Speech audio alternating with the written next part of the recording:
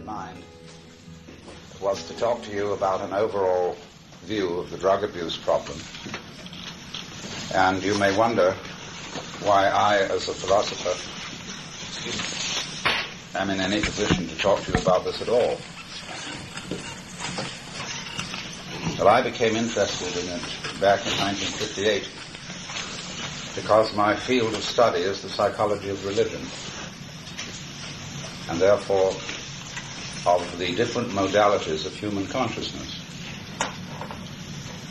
And I heard from various people working at UCLA on mescaline and LSD that these drugs appeared to produce states of consciousness very similar to what we call mystical experience or cosmic consciousness.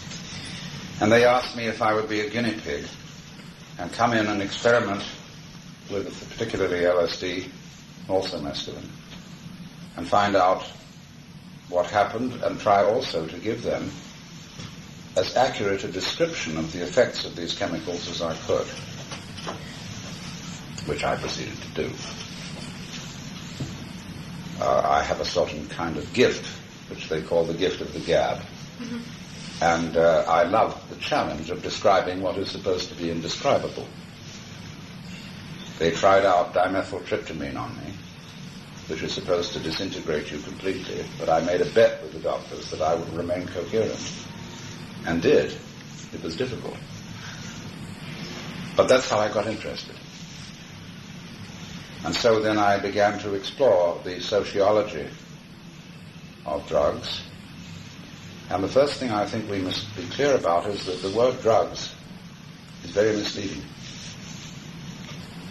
Because we have a harmless social institution called a drugstore. It sits on the corner of every city street. And nobody feels that a drugstore is a menace. Then we use the word drug in the word drugged when a person is out, dopey, vague, confused. And among those drugs or chemicals which do alter consciousness, there are vastly different substances with vastly different effects, ranging from caffeine, aspirin, alcohol, marijuana, LSD, mescaline, DMT, psilocybin, heroin, opium, so on. And we should treat each one of them separately instead of lumping them all together because they're quite different. Now, to put the cat among the pigeons, and you may know this already, and I may be telling no news, but I want to make a provocative statement. The laws of the United States and the programs government-sponsored concerning the use of addictive drugs are a total failure. Not only a total failure, but they're making the problem worse. They are so stupid that anyone supporting those laws must be either a moron or involved in the racket. It's that bad. First of all, we all know that government agencies are self-serving institutions. Let's face it. A person in a government agency wants to keep a job. So we'll consider the Bureau of Narcotics. It is in the interest of that Bureau that there be a drug problem, because if there weren't, the Bureau would have no reason for existence.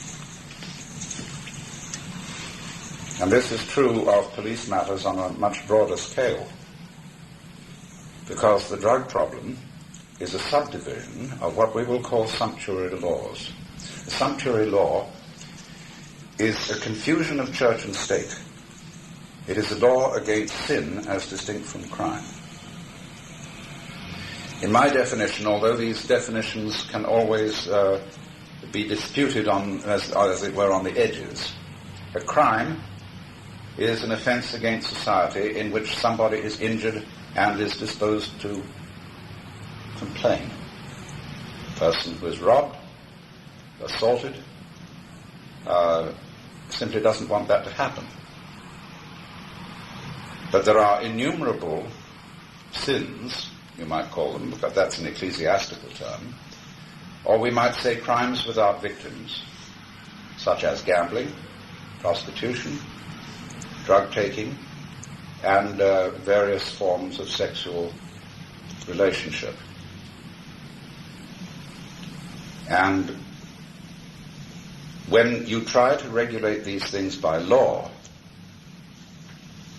you invariably enter into a super-colossal mess.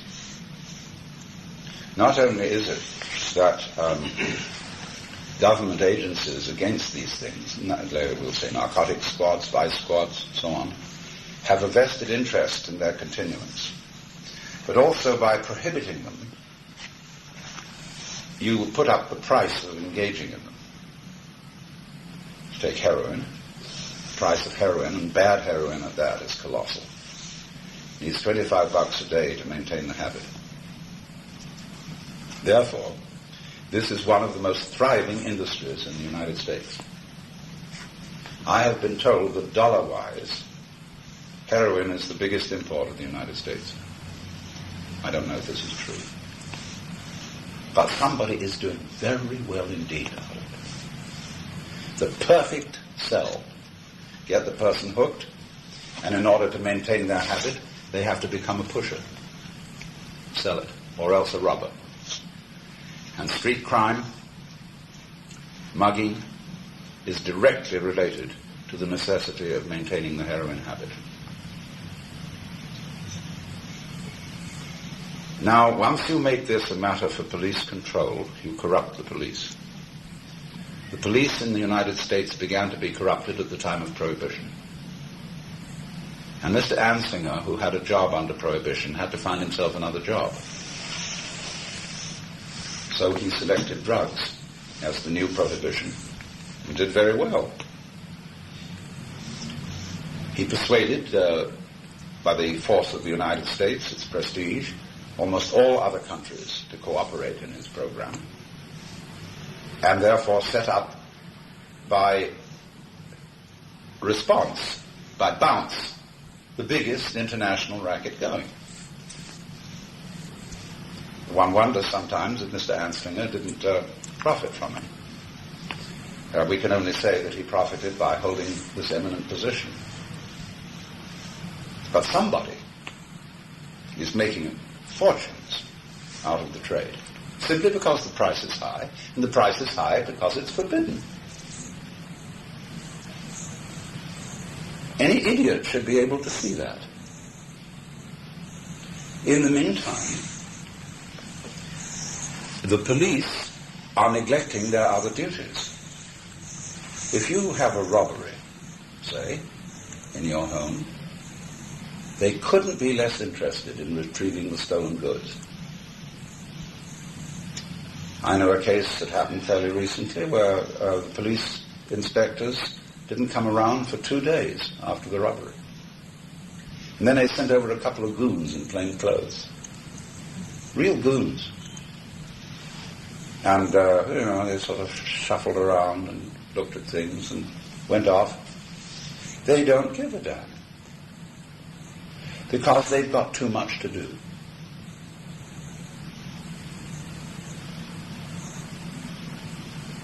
And they're underpaid. So my proposal is in general that the duties of police be restricted to 4 areas. 1, protecting us from robbery. 2, protecting us from violence. 3, directing traffic. And 4, giving aid to persons in distress. The personnel of vice squads and narcotics squads could simply be transferred to these other duties. Because in all conscience, there's enough to do in those 4 areas. Then you say, well, what are you going to do about these other things? Well, let's face it, let's be realistic. There are going to be people, there always have been people, who do silly things.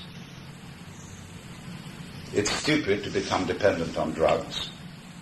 It's pretty stupid to gamble. But you can't stop people being stupid by law. Nor can you make people moral by law. It's the essence of Christian ideas that morality is of no significance unless whatever is done or whatever is not done is done freely. In other words, it has to be your own voluntary act. A person who is compelled to be moral is not, in Christian view, moral at all, but merely scared. And therefore, we would immensely relieve some of our social problems if we took all sumptuary laws off the books. Legitimize prostitution, gambling, and treat drug taking as a health problem. I think things like marijuana, which are relatively harmless, should be available on the same basis as alcohol. Licensed, not sold to minors, what have you. As to harder drugs, I think this is a problem for physicians and health clinics, not police. Definitely not police. So, in that case, what would happen? There would be at least a temporary rise, perhaps, in the use of these things. But freedom necessarily involves risk. You cannot have a free country which is at the same time a nursery. Now here's the FDA about to prohibit the sale of vitamins above a certain strength except on prescription. What are they going to interfere with next? As an adult male who has a fair knowledge of these things, I feel insulted by the making of these recommendations into law. I feel grateful to the FDA if it confines itself to giving advice. But when laws are passed so that I can't buy what vitamins I want to buy without a doctor's prescription, I feel offended. I feel that my intellect and judgment are insulted. So I'm perfectly willing to read the books and find out what's dangerous and what isn't, or what somebody's opinion is about what's dangerous and what isn't. Because medicine is not an exact science by a long shot. But when more and more laws are passed, the situation becomes intolerable. See, we have a very naive faith in law. Everybody says there ought to be a law against it. So they make a law against it. That makes everything more complicated. Because you can hardly move today without a lawyer to tell you what you may and may not do. Especially in business, and especially in small business. So we are surrounded with law, and surrounded with officers and officials who are acting supposedly for our own good, but actually acting for their own good, because it's their job. Now, if we took sumptuary laws off the books, we would empty the jails by at least a third of their population. The jails are jam full of people who ought not to be in jail at all, because they're in there for sin as distinct from crime. And they don't feel guilty, and therefore they resent being imprisoned. And the state of imprisonment merely confirms them in their hatred of society. In California, we're supposed to have the very best jails in the country. Places like Vacaville and San Quentin are supposed to be real far out. They are unbelievably dreadful, because they're a Kafkaesque situation with people in there on 1 to 10 year sentences. And you know we'll let you out if you show signs of improvement. And nobody knows what they're supposed to do. What is showing a sign of improvement? And will the probation officers consider that I'm merely showing signs of improvement as a pretense in order to get out, so that I can recommence the life of crime? And these then, psychiatrists and probation officers have very subjective judgments about whether the person is faking or not. So these inmates are in the frightful position of total uncertainty as to how long they will be in there. Don't forget, too, that in the United States, prison means a lot more than being out of harm's way so that you won't harm society. It means sexual deprivation. It means the lousiest diet imaginable. And it is, all penologists pretty much agree that our prisons are schools for crime and sodomy. So when you put the rather sensitive people who tend to become addicts in these institutions, you create an abomination. And there's no answer, and it merely increases the enemies of society.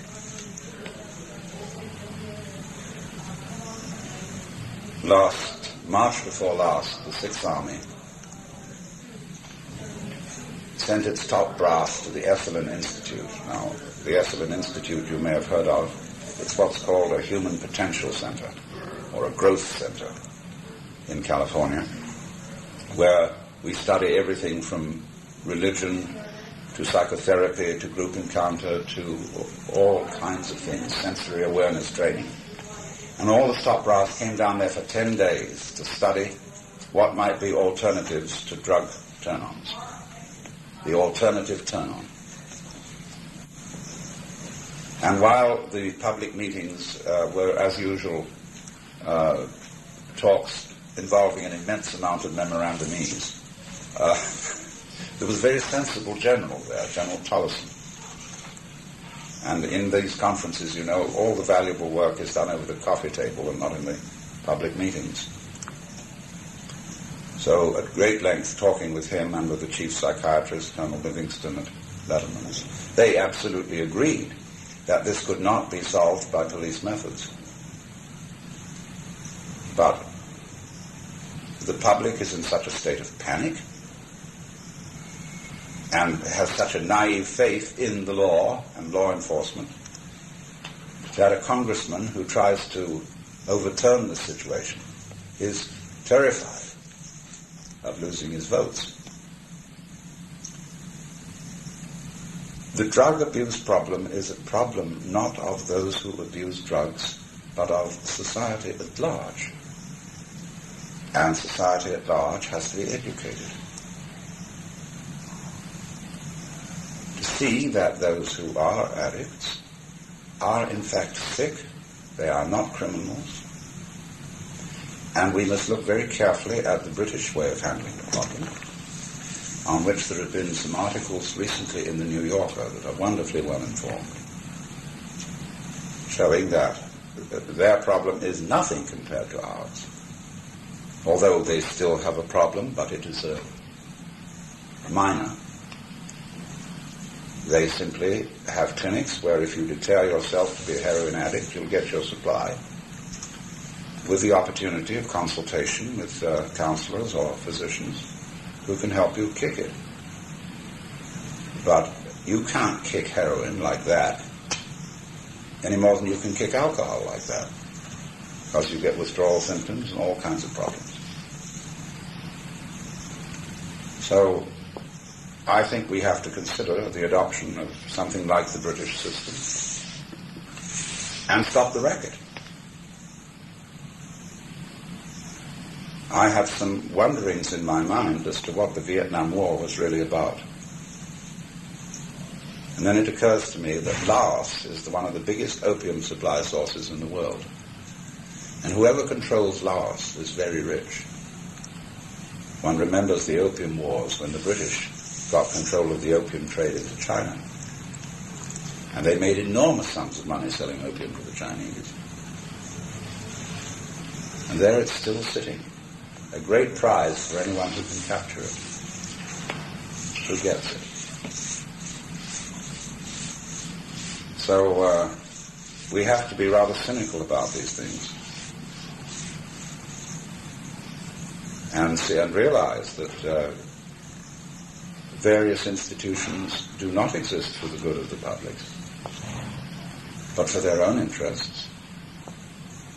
And that when you prohibit something by law, you automatically sweep it under the carpet or drive it underground, where it festers and gets worse and worse and worse. Everything needs to be brought out into the open to have the sunlight on it. It's like, for example, the city streets, the primitive kind of city street where all sorts of little shops along it, and where mamas are sitting looking out of the window or sitting in chairs on the doorway and watch the passing crowd. There's far less likely to be crime in those streets than there is in the corridors of a housing development. Those long, long, empty corridors with nobody watching. Empty streets in nice residential apartment areas where nobody has a shop. That's the ideal situation for crime. That's why I say bring everything out into the open. Let everybody watch. And then you automatically reduce crime.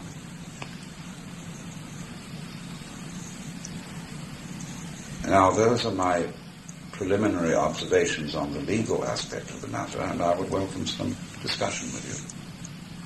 I have a question about legalization. I've always thought that was the answer, too. For example, in Nevada, where gambling is legal, in spite of it being legal, it still seems the mafia has control of, the gambling sources. I'm just wondering if something like gambling, these human needs for which people pay a huge price to participate, being such a great source of wealth, would that really ultimately solve the problem?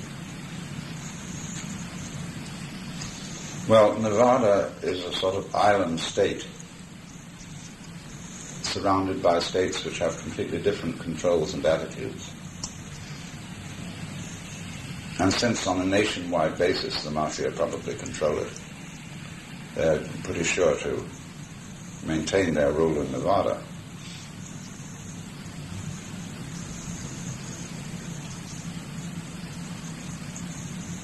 I think, too, the power of the breweries in Germany.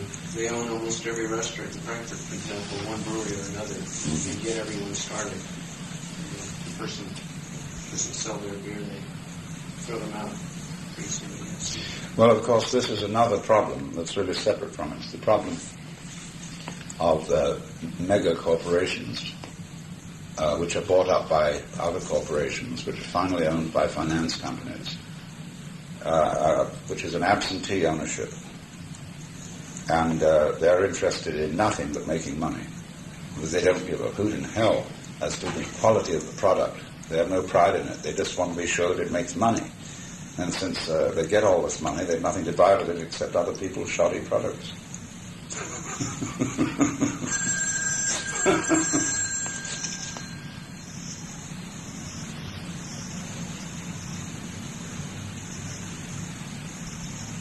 What do you think about the concept of punishment as a deterrent to, say, non-sumptuary crimes?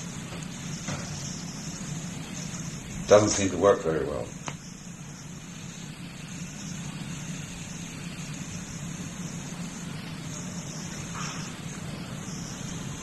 You know, 75% of crime in San Francisco goes undetected.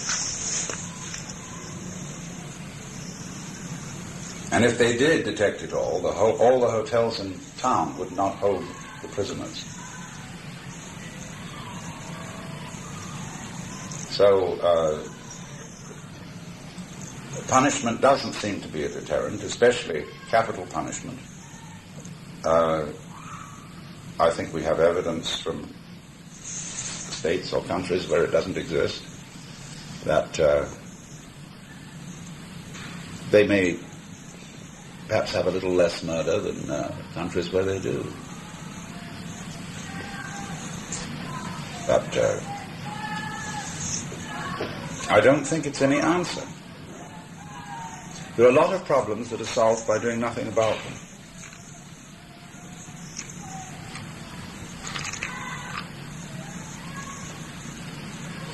The idea of punishment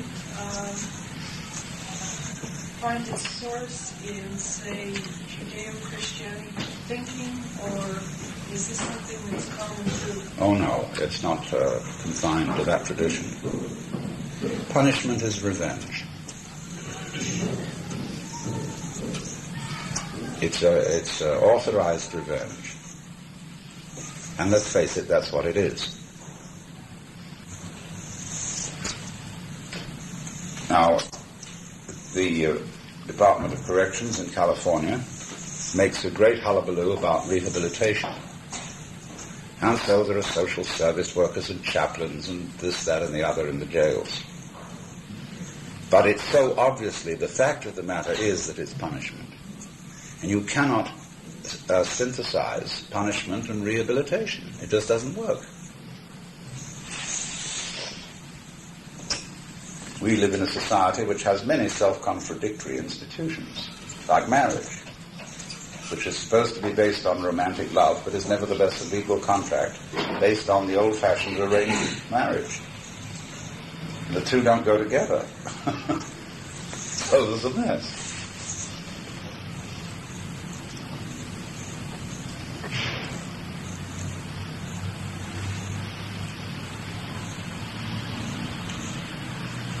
And we don't realize, too, that the proliferation of government is as great a menace to society as overpopulation, pollution, and nuclear energy.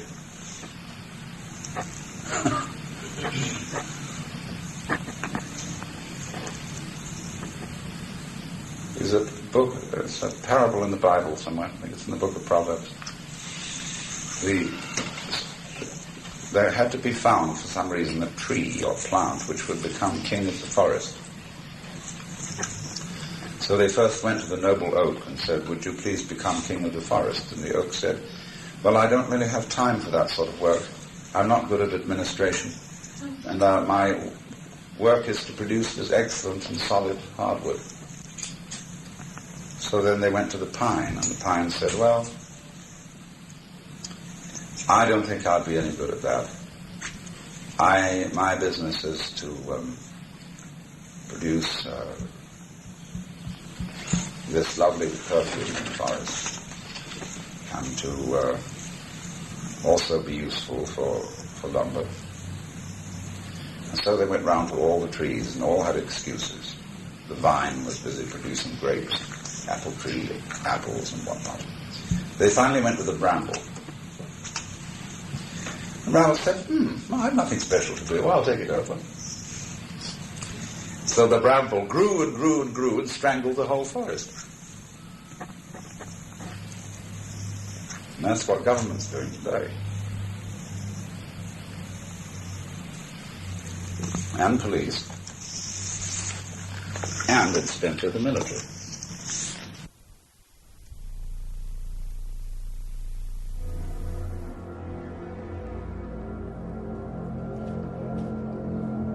Stay tuned, we take a quick break, and we'll get to part 2 of tonight's lecture from Alan Watts, Drug Abuse. And you can write to us for more information here at WFMU, care of Alan Watts, P.O. Box 2011, Jersey City, New Jersey, 07303. We'll be back in a second. Joe Frank is at 7 o'clock tonight, folks. Stay tuned.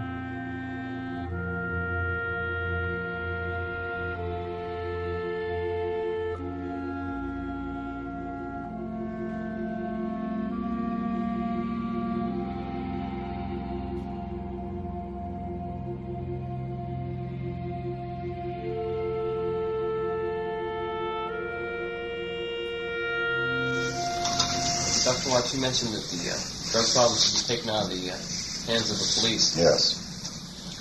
And I agree that laws will only check the behavior, not the attitude of a person. Whose hands do you think it should be put into?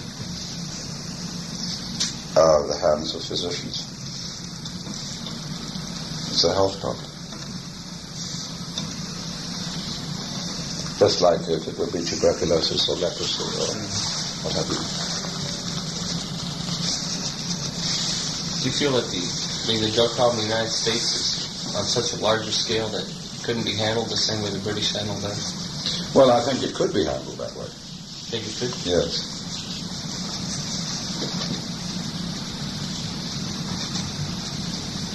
I mean, it would mean a bigger organization of clinics. But I think that's the way to go about it.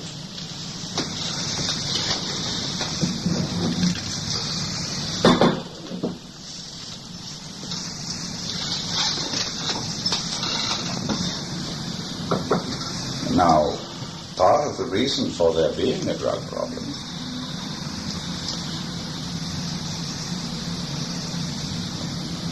is a failure of religion.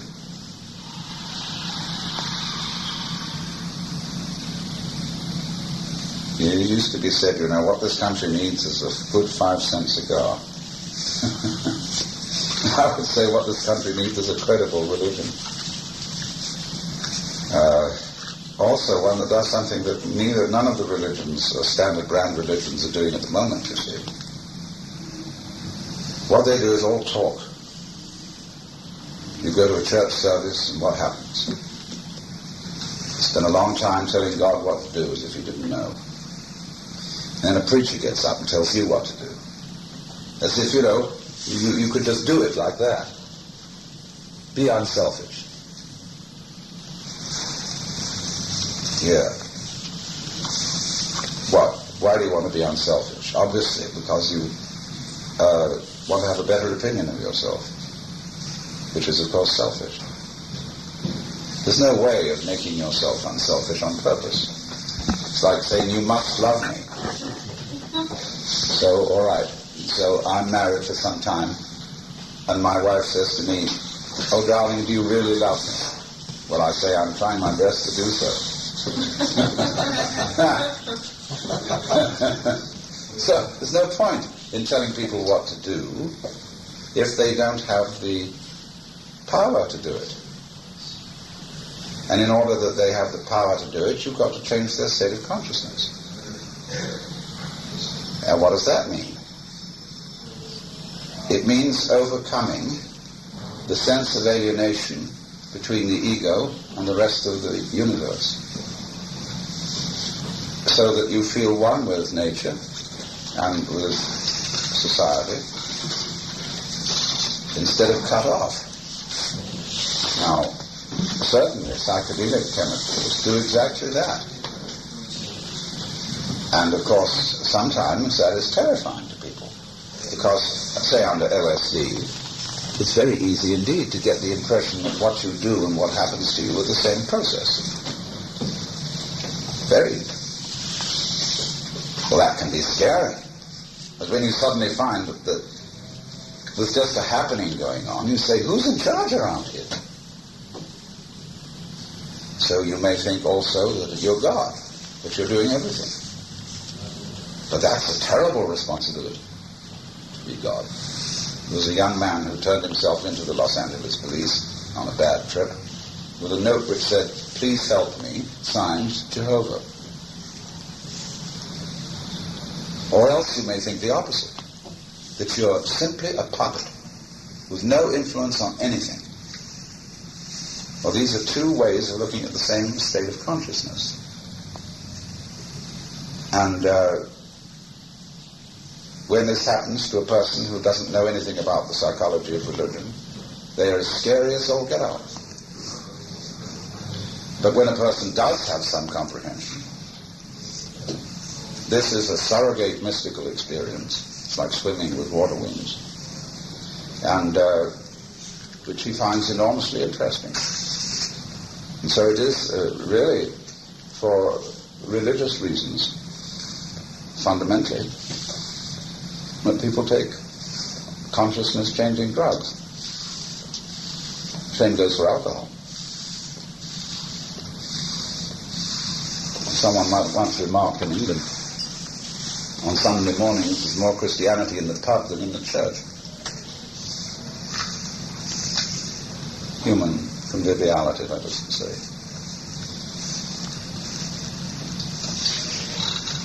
So,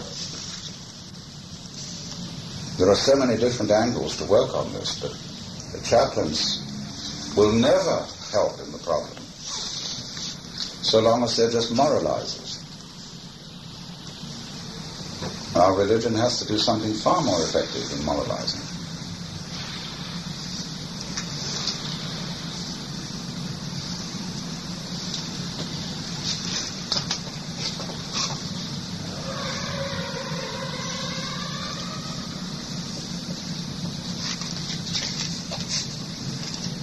Now, come, what do you feel about this?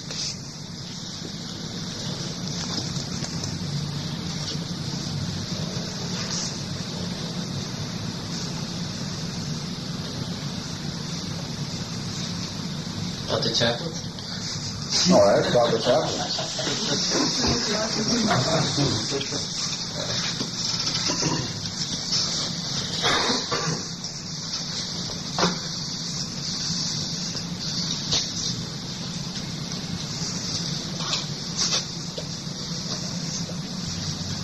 Are there any chaplains here? One right here. You are. Right by your right side.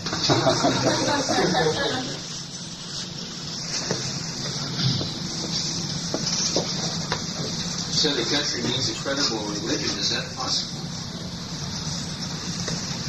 I don't know why not. It wouldn't have to be organized necessarily, but the country is in fact trying to work one out. Dr. Watts, doesn't the country have a credible religion? No. I don't think so. I don't know what it would be.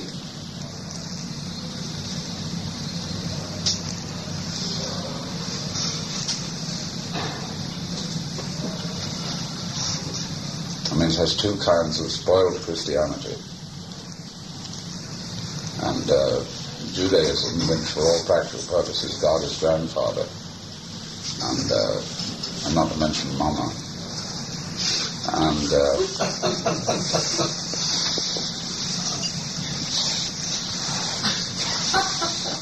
I mean, I'm not talking about Hasidic mystics and fascinating people of that kind. That doesn't affect the country at large at all.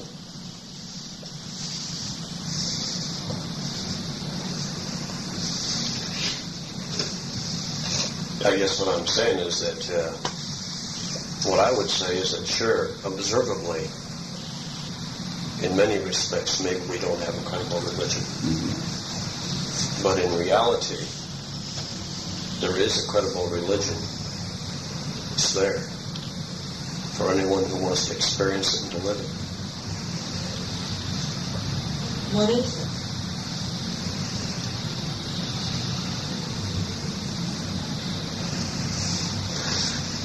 Christianity. Yes, but you see, the difficulty is that that's your opinion.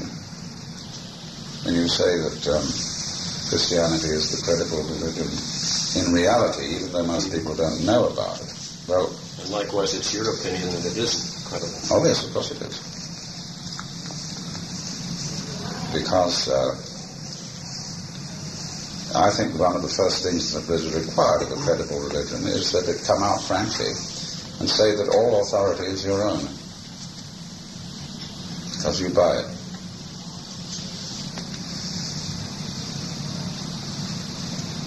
In other words, if you believe the Bible to be true and set it up as authority, well, you did it. That was your opinion. Or if, on the other hand, like Roman Catholics say, well, Protestants believe their own ideas about the Bible, but we interpret the Bible by the authority of the Church. Right? So it just puts the problem one step back. So you bought the authority of the Church. So long as you have an authoritarian system, you're always deceiving yourself. If God is authoritarian, then we are deceiving ourselves. Well, you see, if you believe that God is authoritarian in the sense of the monarch of the universe, I don't see how you can be a loyal citizen of the Republic of the United States and believe that the Republic is the best form of government. Why is that? Because if the universe is a monarchy, obviously monarchy is the best form of government. See, that's the root of social strife in the United States today. Which I wouldn't really disagree with. It depends on who the monarch is. Yes, of course it does. But we have a republic. That means democracy in the kingdom of heaven.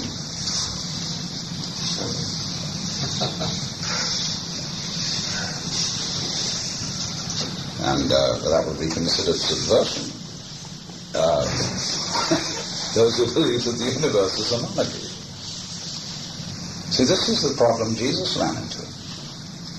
He had cosmic consciousness. He knew he was one with God. How on earth was he to say that in the context of Hebrew religion, which adopted its picture of God, which is incidentally idolatrous, from the pharaohs of Egypt to the Cyrus's of Persia? The biblical God is a Near Eastern monarch of ancient days. King of Kings and Lord of Lords is the title of the Persian emperor.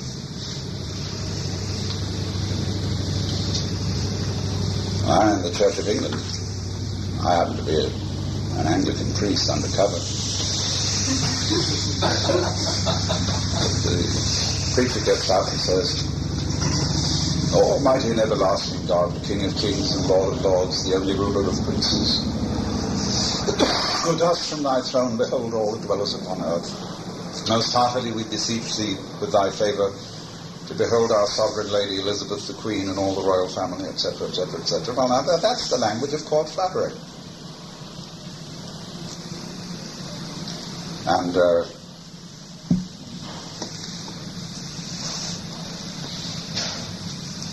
I mean, although the President of the United States is fast becoming a sort of royal figure, we are supposed to have a republic. And the Constitution of the United States derives to a great extent from the thinking of Christian mystics from running from the 14th through the 17th centuries, including such groups as the Quakers, the Levelers, the Anabaptists, the Brothers of the Free Spirit, and George Fox's teaching of the inward light, God in us. And so if Jesus had lived in India and said, "I and the Father are one," everybody would have said, "Of course.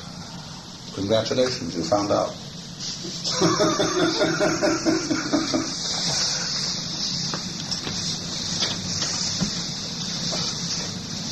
So,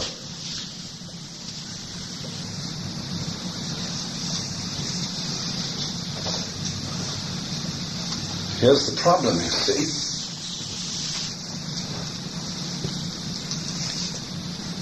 Christianity made a mistake by claiming to be the only true religion, or at least the best religion, or top religion. And people claim this who've never studied the others at all. How can they possibly know?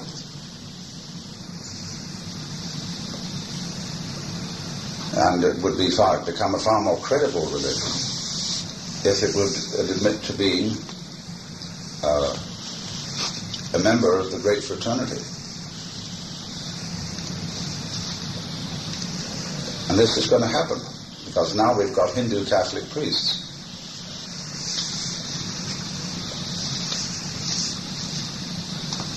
And a very interesting group of people they are.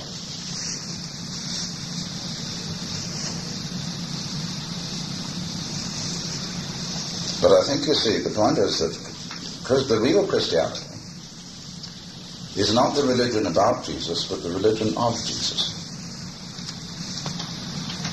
And that the gospel is not a lot of talk about Jesus, but catching on to the experience of Jesus, his own inner consciousness. St. Paul puts it in this way: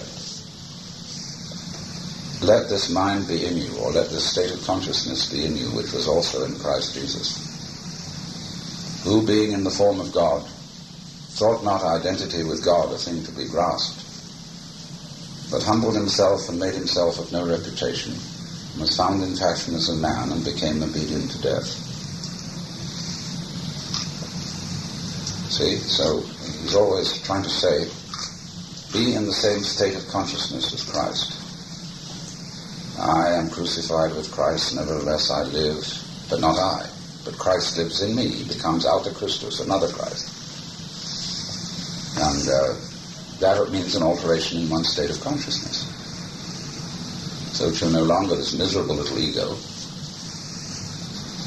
but an incarnation of God.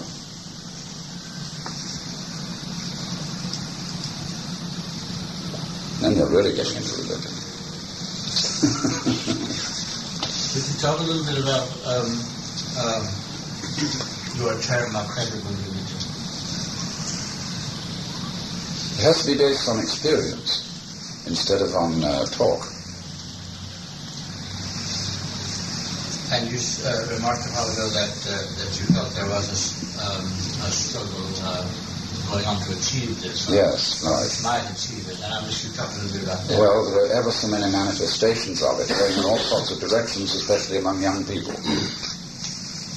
There's a tremendous awakening of interest in Oriental philosophy and religion, marked by the sale of books,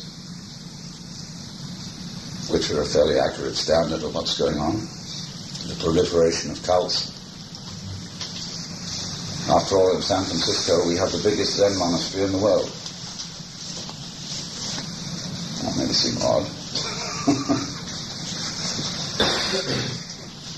And all the yoga groups, there's yoga on television. There are courses at Harvard University, University of California on meditation.